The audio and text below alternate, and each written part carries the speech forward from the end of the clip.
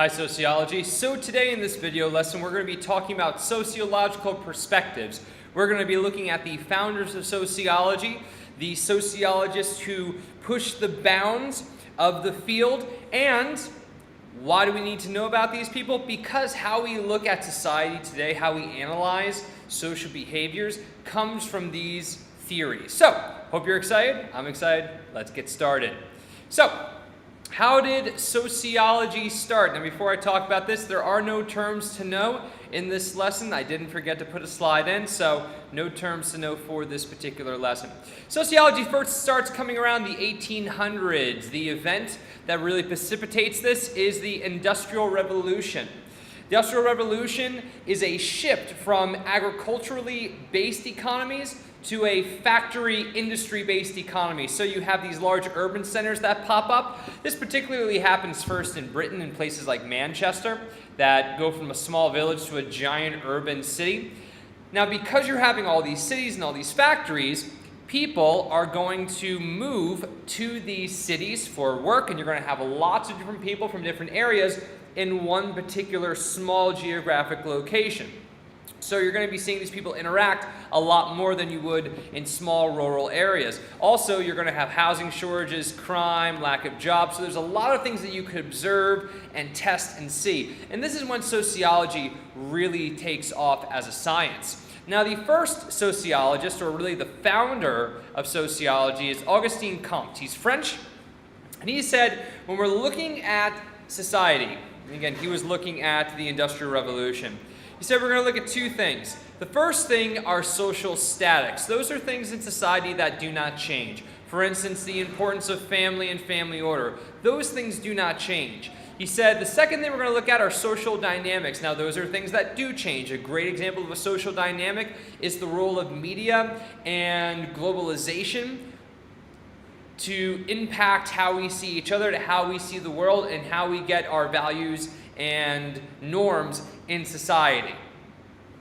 Now, second person is going to be Herbert Spencer. Herbert was from England.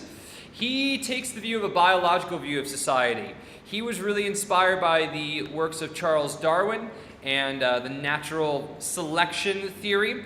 And he took Darwin's biological natural selection theory and put it into a social setting. And he's the person who coined the phrase survival of the fittest. Not Charles Darwin, Herbert Spencer. Now, Herbert Spencer believed that we should not do anything in society to help others. We should have no social reforms, no welfare or free healthcare or anything like that. We should not do anything that would help people who are on the bottom levels of society, because they should die out.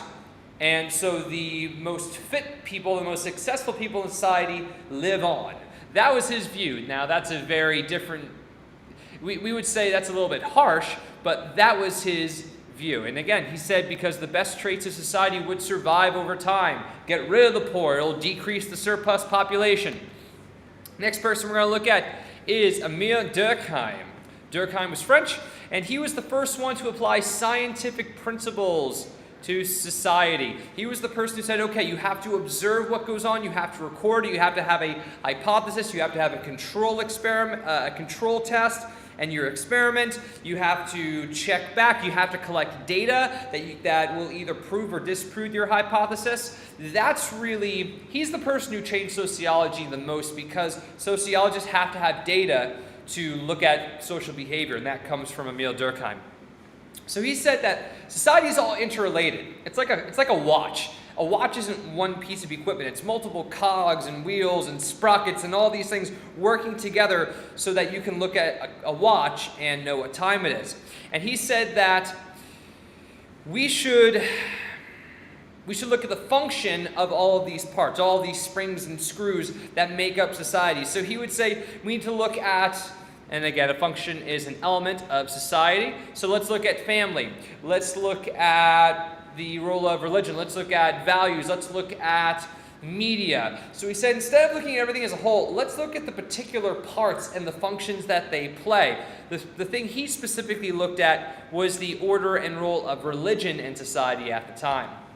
Next person we're going to look at is Karl Marx. And you're going to say, hold on there, Mr. Miller. Karl Marx makes no sense. Wasn't Karl Marx the founder of communism?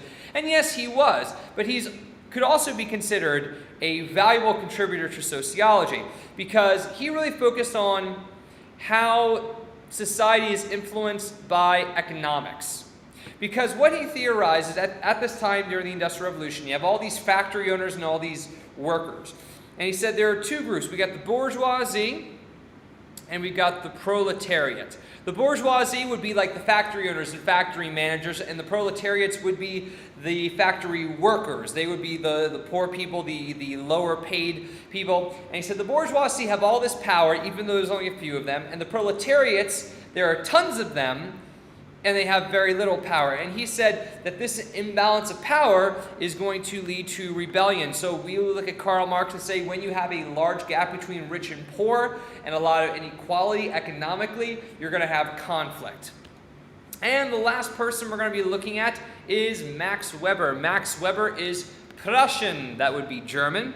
And he's looking at the groups within a society rather than society as a whole. So he would be looking at subcultures, he would be looking at particular age groups, he might be looking at certain gender groups. And the question he tried to answer is, what is the effect of society on the individual? We get bombarded with all this stuff as kids that makes us into the people that we are today. We get indoctrinated with so many beliefs from religion and government and education. What's the effect of society on us? Do we need society to be an individual? What if society changes? Do we change along with it? He also believed in Verstehen. Yeah, I know that makes no sense. I'm saying it in German. Verstehen, where you put yourself in the place of someone else to understand them. Why is it that there's a strong gang and drug culture in certain urban populations with certain ethnic groups? Well, he'd say you have to go in there and try to really understand where those people are coming from. You have to imagine yourself in that person's place to really understand some of these big questions. He also talked about something called an ideal type, which is the essential characteristics of a society. So for instance, if that society was really about peace, so let's say, let's do Switzerland. Switzerland's all about neutrality. Doesn't really want to get involved in world affairs, really doesn't want to make alliances. So Weber would say that the ideal type of Switzerland, of the Swiss society, would be neutrality. Just an example. Well, those are the early founders of sociology. Hope you learned something you did not know before. Thanks for watching.